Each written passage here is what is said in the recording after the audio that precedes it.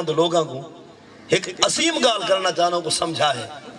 وہ گال کیا ہے کہ تمہارا سکا پتر ہر کوئی اپنے واسطے سمجھے. تیرا سکا پتر حافظ بھی ہے, قاری بھی ہوئے, عالم بھی ہوئے, نمازی بھی ہوئے, روزے دار بھی ہوئے, تہجد گزار بھی ہوئے.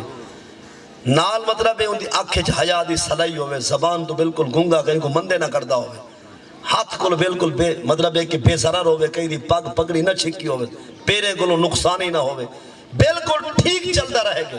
فقط ایک نوار تیرے سامنے تے کو بھونک پائے. اگلی نوار حج تے چلا گئے, اتھائی گیا کھڑے, وہ آدھے ربا تے کو منامنا چاہنا, رب فرمے دے جا پہلے پیو ماں کو منا. حالانکہ نمازہ بھی اندھے کلو ہن, اندھے کلو روزے دا ثواب بھی ہے, حج پہلے بھی کئی کر رہے, عمرے بھی کی تھی ودے, قرآن دا کاری ہے, عالم ہے, مفتی ہے, پیر ہے, روشن ضمیر جو بھی ہے, فقط ابا تے اماں دے سامنے تھی پہ اتھائیں گیا کھڑے. خدا فرمائے سارا جھیڑا ہے, جا پہلے پیو ماں کو منا.